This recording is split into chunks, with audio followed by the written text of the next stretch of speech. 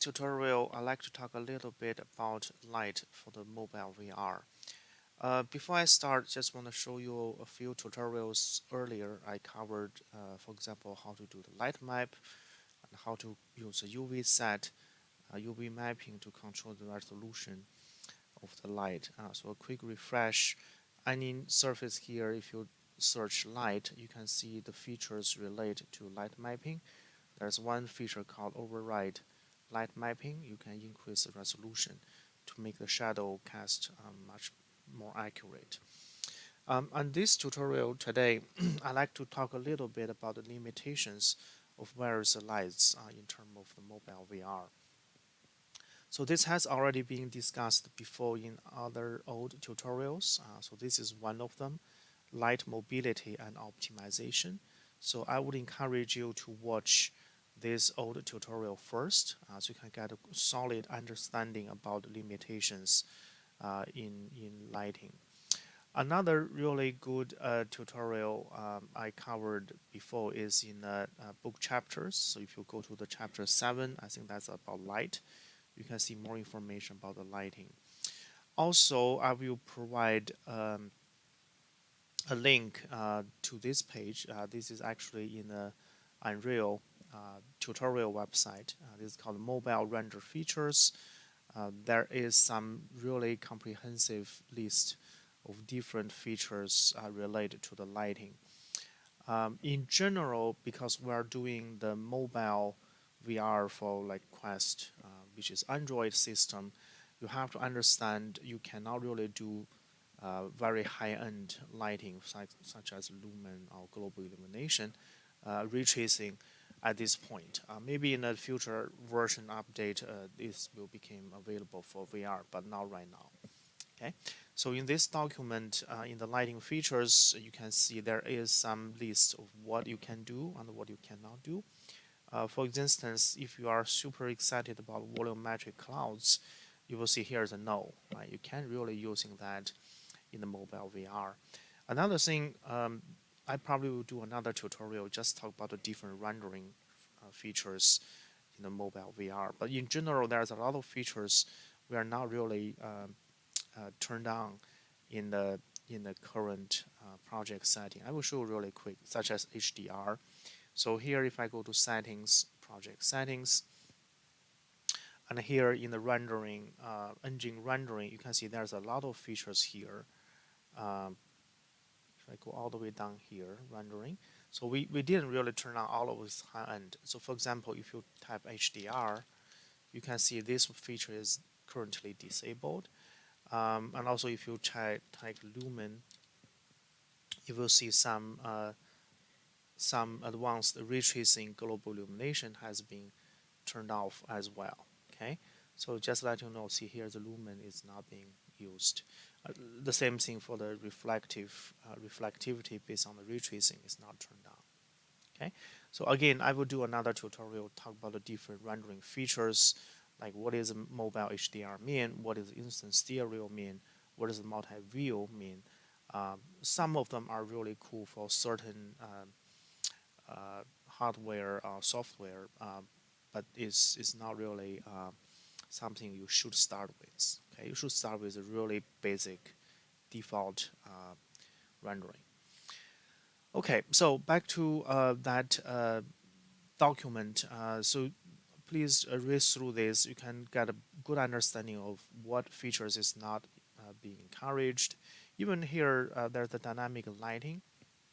In my other tutorial, I discussed for the dynamic lighting, what that means is here, if you click a light, right, you see in the properties, the light has three options, right? Static, stationary, or movable. Basically, stationary and movable, both of them are called dynamic lighting. So that means the light can be animated, the position can change, intensity can change, color can change, right? So this could be very expensive for mobile VR rendering. So by default, please keep all the light as static. What that means is it will be calculated during the light map baking. It's much more efficient compared to other dynamic lights. The good practice is in the scene you can only have one dynamic light, which is a stationary light. Usually, I will give this to the sun. However, if you are not really animating any characters, you are not animating, some features, you could actually make the sun as static as well. So it depends. But in this case, maybe I have a third person. I do want to make the sun as a stationary. So what that means is if I switch to, for example, the from first person view to third person view, right? So if I play, you can see this robot has is shadow because this is casted directly from the sun. The sun is stationary, so it will interact with the dynamic objects, right? But if you don't have this kind of moving objects, yeah, you can make the sun as a static as well. So that will be baked during the preset pre-baking phase. Okay, so that's just some options here. I do want to go through maybe some basics about what we have right now to set up this really basic template. This is also the best way to learn how to set up a light in Unreal. Just take a look at the template, then you get the idea how this is set up. So let's start with the light. The first thing, if you look at the environment, you have a sunlight, right? This is called direction light, which is the stationary. What happens is if you switch to static, so this lighting can be baked later during the gameplay, but it's not really encouraged, right? So if you have dynamic objects, you could make the sun as stationary, which is okay. You can have one light as dynamic. All right. The sun also has all the features such as color, intensities, um, casting shadows, that kind of thing. So check it out. It's basically a directional light. The directional light can be created here. If I go to Place Actor panel, in the light features, you see this dynamic light, a directional light. Nothing, fancy. You can drag and drop. This is your sunlight. All right. The second light important is called skylight. In this case, you can see the skylight right now is static. So that means the light features will be baked into the light map. And this skylight basically responsible to calculate all the bouncing light, the diffuse light when the sun casts the light into a surface, the light will travel, will bouncing. So the skylight will kind of give you this kind of overall lighting from all the directions. Right? And again, you can control, keep it static, but also you can control the color, you can control the intensity. This is the features you can adjust. Right? If you don't really want to make too many experiments, just keep it as a default. It should be fun. All right, so we have the skylights and also we have the sunlight. Besides these two, if I look at the whole sky, I do have this called sky sphere. The sky sphere is a cheaper way, if you really think about this compared to the volumetric light, or even some of the light features in the latest version of Unreal is support HDR. You can do the sun position. You can make a geographically accurate sun position system. Some of them actually using ray tracing to calculate the lighting. These are all advanced features, but in this template, they're just using a really, really simple skylight sphere. Sky sphere is actually come from engine 4, if I'm correct. So if you right-click, browse to asset, you can actually see this BP is located in engine, content, engine sky. So that is the actor with all the BP blueprint script. If I double-click, you can actually see some. This is how it looks like, right? So that is the very basic one. The way to apply that, just drag and drop. Right? So I like this much better than advanced atmosphere and 3D fog system. I think this one is much cheaper. The way you can manipulate the sky in the property panels is exactly the same as others. You can turn on, turn off. One important feature I want to highlight is the link or the connection to a direction light. So if you do connect this to a sunlight, right, directional light, so this color, if I click refresh, right, this color will be able to be updated based on the skylight. So for example, if I make the skylight, this is kind of like the like the noon. So if I use R to rotate, E to rotate, I can make the light angle kind of, like the late afternoon or early morning sort, right? So if you change the light angles, and then you click the sky sphere, and here you have this option to click refresh material, and you can see the color will refresh. Right? That's kind of nice. It has this internal logic to automatically update. And now if I move this light, back to this kind of afternoon or noon kind of angles, and then click the sky sphere and the refresh again, you see it's going back to the blue. Okay, so it's pretty convenient. It's not geographically accurate, but is good enough. There's other features you can control this, sun, cloud. So if I'm saying, well, the cloud is too slow, I can, just increase the speed. Now you see the cloud is kind of moving pretty fast, right? So there are some features you can play with, and if I choose play, you can see the cloud is pretty nice. Right? It's also very cheap. It doesn't really calculate the three-dimension cloud shape. All right, so I think that is some basics you can explore. If you link this to the direction light, you don't have to worry about the actual color, because this will be dictated by the sun, by the sunlight. All right, so I think we covered this sky sphere. Let's talk a little bit more about other lightings. Based on the suggestion from Unreal website, if you go all the way, just talk about the some limitations for the shadow, some limitations for the global illumination, right? Definitely is no. Lumen is no. So this is very important. Whenever you create an environment, right? If you have a light, let's see, I will using this point light as example. So in these properties, there's a tons of properties you can control, right? So if you don't need the light to casting shadow, you can disable the shadow. That usually can save you some time to bake the light mask. But very important thing is advanced features. For example, ray tracing, right? So in case you do not want to enable the ray tracing, because this will be pretty expensive. You also do not want to, you know, increase the this is called the decay or the the sphere shape.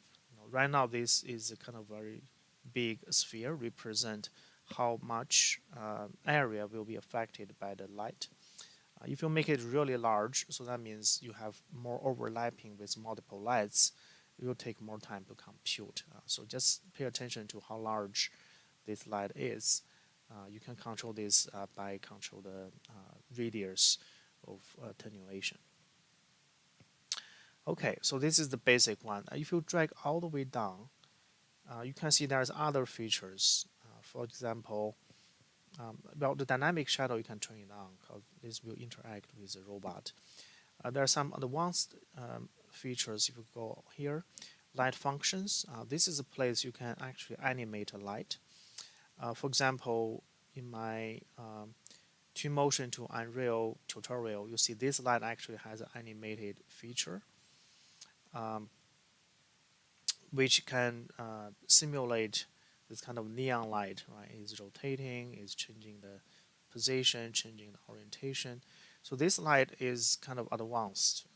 If you want to do that, you have to switch the light to stationary, which is not practical. This will slow down the renderings. We only give sunlight, this as a stationary. So you probably don't want to do this animated light. Of course, you don't want to do a movable light. This will be even more expensive. You can see the frame rate will drop down, you get a latency. However, let's go back here. you could create a little bit more complicated light profiles like IES texture. Again, back to this document, if you really check IES, right, it does say, hey, if you do stationary mobilities, which is the second option, right, static, stationary, and movable. In that case, you can do the IES, which is being supported. So that's really depends. If you're really doing an accurate lighting simulation, and you do want to have this IES accuracy, in that case, so many IES. I will come IES profile.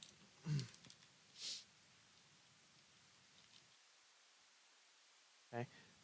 Well, can't really see that show up again. Let's just drag all the way down. Yeah, it also has some discussions about each individual light. Yeah, I will basically just not worry too much about that. See, IES texture, right? So if you do the static mobility, so that means you choose our first option. This is all the things you can do with each individual light. You can do indirect light. You can create multiple, lights. You can create static with IES textures. So this is kind of green light. You can do it. However, if you switch to stationary light, right, you should have more options. But in general, let me just go back to here. How I can do this IES? Well, I have this IES profile in another project. Again, this is available. You can download. In the light profiles, this is the different IES profile. I download this from Unreal Marketplace called Light Profile Pack. So if you do want to use this IES, you can, select all of them. There's a bunch of them. Then I can right click. I can choose actions, asset action. Then I will migrate them from this project into another project. Okay, so this is basically a list of the component. It will be duplicated, transferred to another project. I click OK. Then I choose my Unreal VR 5. Make sure you link to the content folder, right? So this is the location, and select folder. It'll ask you, yes, I want to transfer everything. So it tell me, hey, 49 files has been copied over to another project. So here, go back. I think I can close this. And then you can see under my content, right? I should have a new folder called light profile. And here you have this profile folder. You should be able to see all the IES profile. So if I want to use this IES for my static, right? This is a static light. Just want to confirm this is a static, not a stationary. So static light, I can simply drag and drop, right? Drag and drop into the IES. So what happened is you see this, profile changed, and also you see this kind of pattern from the lighting. In this case, you probably want to rotate this a little bit. So depends on the angle of the light, you can have this pretty cool IES profile from that lighting. And lighting is a static. If I play, I have this really nice pattern from the light. Okay. So that is how you do this dynamic light. There's other limitations. You probably want to go back to here to static mobility, right? You do see the rectangular light, and sometimes this is called aerial light, is no. So that means you shall not using this in the mobile VR because this one is quite expensive. If I go back here and just want to show you, if you go to the light panels, right, you see there's multiple lights, and this is rectangular lights. If I drag it in, it represent area, right? It's too expensive, so delete. You don't want to have this aerial light or rectangular light in your mobile VR, right? So follow this. This will be very helpful. For direction light, it definitely talk about, you should have one directional light, but do not have too many of them. Usually the direction light is represent the sunlight in this case. So the only direction light I have is the sunlight. And you can see the mobility now is defined as a stationary. Okay. Again, watch my older tutorial. I discuss about pros and cons and why I set up this as a stationary. Okay, I think that's brief about different type of lights in this level. So I would encourage you just follow this practice. Have some really simple sunlight, skylight, and if everything can be static, keep it as static. So you can bake the light in the future. Even here inside the room, you can see there is two lights. Right, click this, static, and click this is static. Right? It's all static. All right. Let me see anything else I want to talk. Well, since we are talking about this level, why not I mention really quick some of these. This is called the light mass importance volume. This is a good practice in VR. You can define boundary of your level. So when the light compute, Unreal will put more computation power or generate more accurate light map through these kind of volumes. So anything outside is using a relatively cheaper, faster way to compute. So light mass important volume. You can find this component, this object in here. Back to this, right? You can just simply type. This is actually one of the volume. There's many volumes you can generate. So this is called the light mass important volume. You can drag and drop. Then you can scale. You can make sure it's covered the entire important part of your map. Right? I will delete. There's other levels like reflections, other volumes. Maybe I will talk really quick. There's another object here is called sphere reflection capture. So this is basically a cheaper way using a screen to capture the reflections. You can basically just drag and drop. Right, this is the planar reflection, sphere reflection. So if you have any material with reflectivities, such as this sphere, it is using that captured image and wrap around into this sphere. So give you the illusion there's a reflection, but reflection is actually compute right here. It might not be accurate, but it's super fast. This is another ray tracing based reflection. Yeah, so that's a reflection object. There's another one, if I zoom out, this is called, if I click navigation mesh. Navigation mesh is another volume. Again, if you, search navigation, there's navigation mesh. Right? I'll call it nav mesh boundaries. Right? So these nav boundaries basically define so this big box, right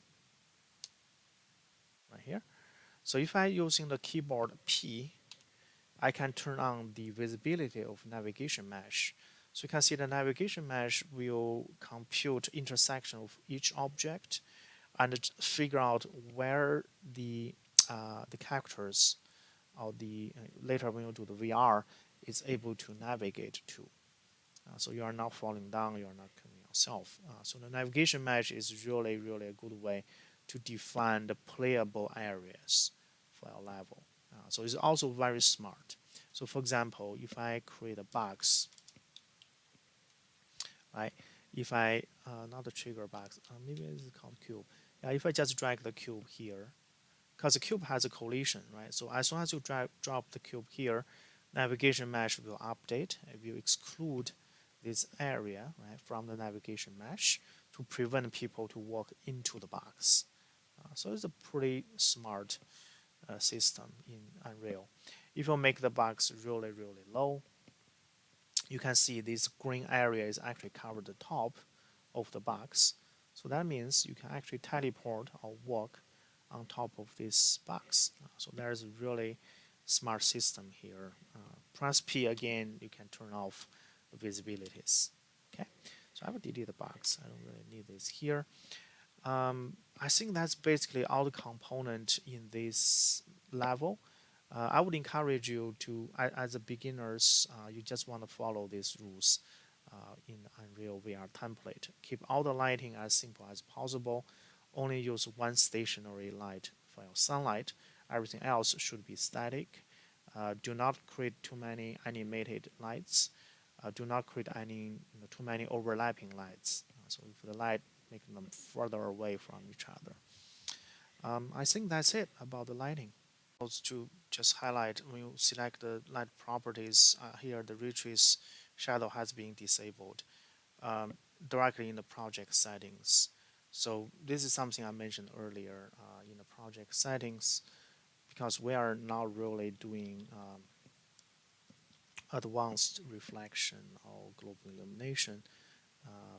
So it's always safe to turn off the ray trace shadow. So here you can see the ray trace shadow is not being checked.